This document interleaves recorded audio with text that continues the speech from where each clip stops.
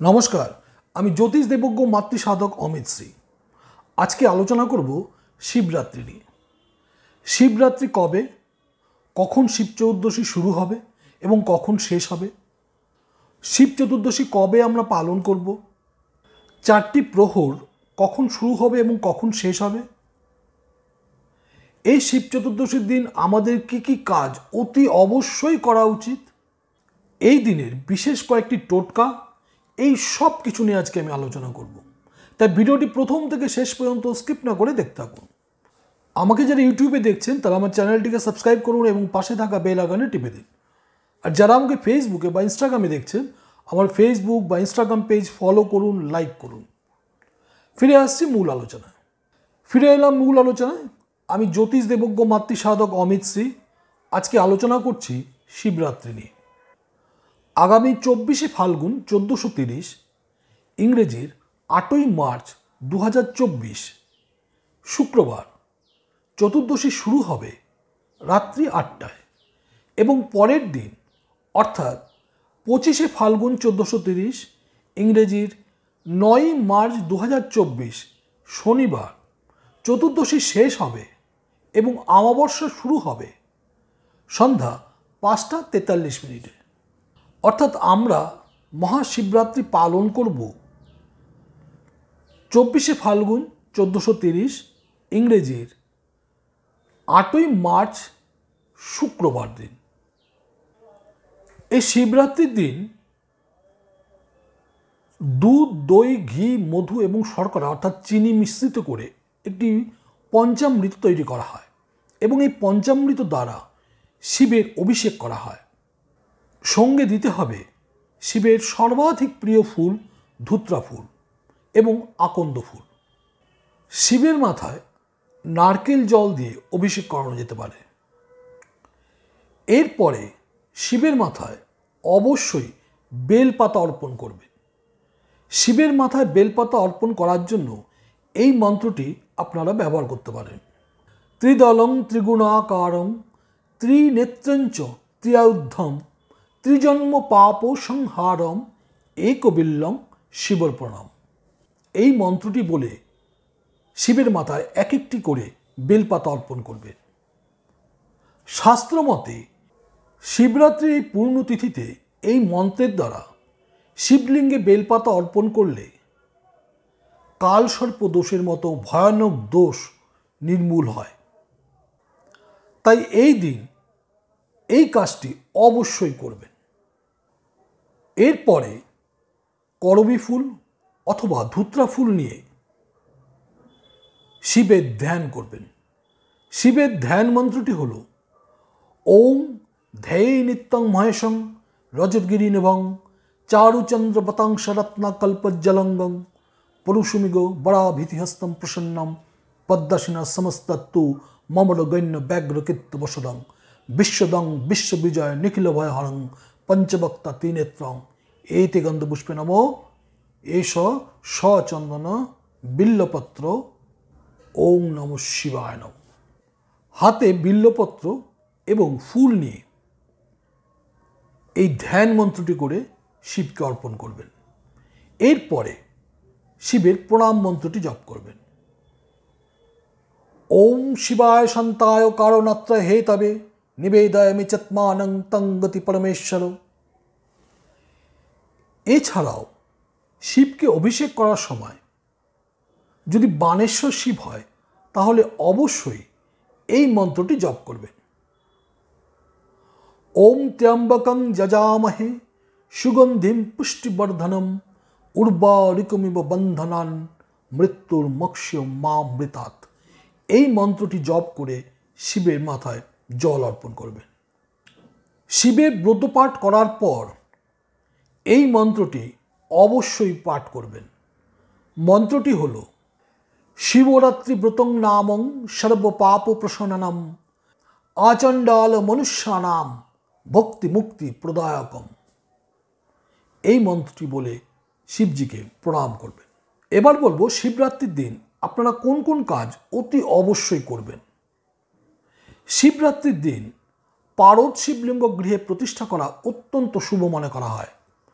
পারদ শিবলিঙ্গ গৃহে প্রতিষ্ঠা করলে সর্বকাজে সিদ্ধি লাভ করা সম্ভব হয়, সব কাজে সাকসেস আছে, প্রচুর অর্থের আগমন হয় এবং সংসারে সুখ ও শান্তি বজায় থাকে। শিবরাত্রির দিন প্রহরে প্রহরে শিবের অভিষেক করবেন। প্রথম প্রহরে দুধ, দ্বিতীয় প্রহরে দই, তৃতীয় প্রহরে ঘি এবং চতুর্থ প্রহরে মধু দ্বারা শিবের অভিষেক করবেন। প্রথম প্রহর সন্ধ্যা 5টা 4 মিনিট থেকে রাত্রি 8টা 55 মিনিট অবধি, দ্বিতীয় প্রহর 8টা 55 মিনিট থেকে রাত্রি 11টা 58 মিনিট অবধি এবং তৃতীয় প্রহর রাত্রি 11টা 58 মিনিট থেকে রাত্রি 2টো 53 মিনিট পর্যন্ত। চতুর্থ প্রহর রাত্রি 2টো 53 মিনিট থেকে ভোর 6টা পর্যন্ত। শিবরাত্রির এই বিশেষ দিনে রুদ্রাক্ষ ধারণ করলে প্রভূত শুভফল লাভ করা যায়। এই দিন একমুখী, দুমুখী, 5মুখী, 6মুখী, 14মুখী এবং 16মুখী রুদ্রাক্ষ ধারণ করলে প্রভূত শুভফল লাভ করা যায়। 14মুখী এবং 16মুখী রুদ্রাক্ষ ধারণ করলে নিশ্চিতভাবে সাকসেস লাভ করা যায়। 6মুখী রুদ্রাক্ষ ধারণ করলে প্রভূত আর্থিক উন্নতি লাভ করা সম্ভব হয়। 5মুখী রুদ্রাক্ষ ধারণ করলে সিদ্ধি লাভ করা সম্ভব হয়। 2মুখী রুদ্রাক্ষ ধারণ করলে বিবাহের যোগ সৃষ্টি হয় এবং 1মুখী রুদ্রাক্ষ ধারণ করলে সর্বরকমের ব্যাধি থেকে মুক্তি লাভ করা সম্ভব হয়। সাদা চন্দনের গুঁড়ো নিয়ে অথবা সামান্য সাদা চন্দন বেটে তার সাথে কর্পূর, ঘি এবং মধু মিশিয়ে শিবলিঙ্গে তিলক কাটলে আর্থিক সমস্যা সম্পূর্ণভাবে দূর হয়। যারা বহুদিন ধরে অর্থ সমস্যায় ভুগছেন তাদের জন্য এই টোটকা অত্যন্ত শুভ প্রতিপন্ন হতে পারে। এই টোটকাটির ফলে যেমন আর্থিক সমৃদ্ধি আসে, ঠিক তেমনি এই টোটকার ফলে পারিবারিক সুখ লাভও সম্ভব হয়।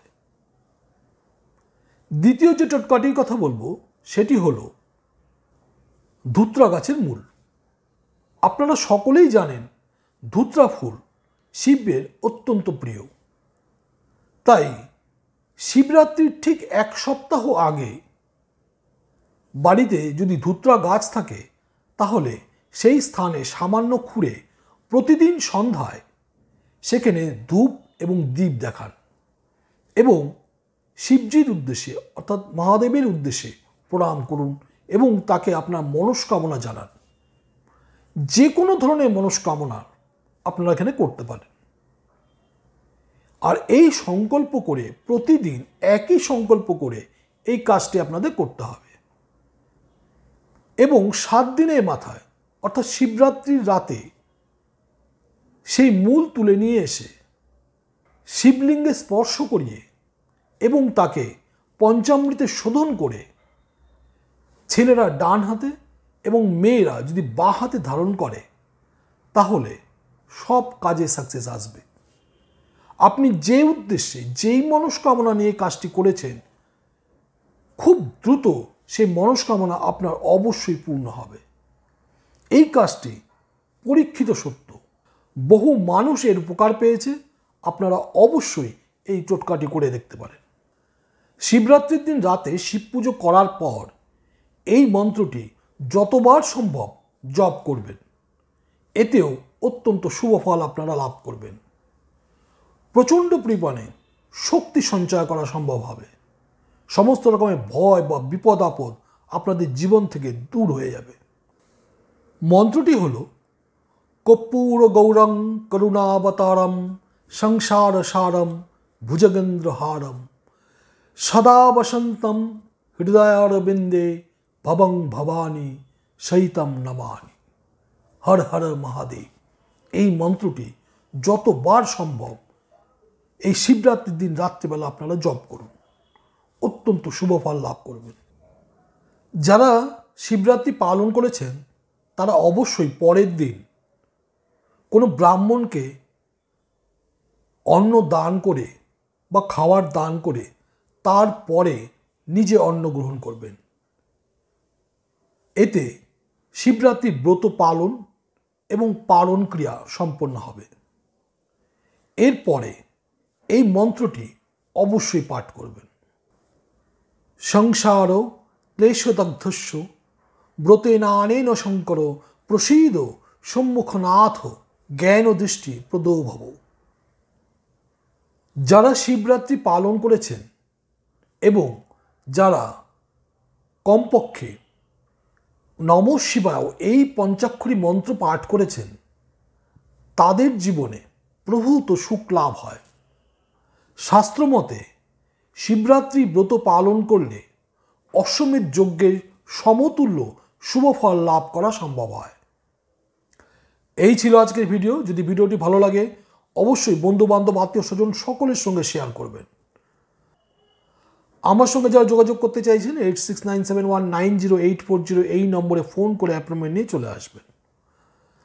ভালো থাকবেন, সুস্থ থাকবেন। আবার দেখা হবে পরবর্তী ভিডিওতে। নমস্কার।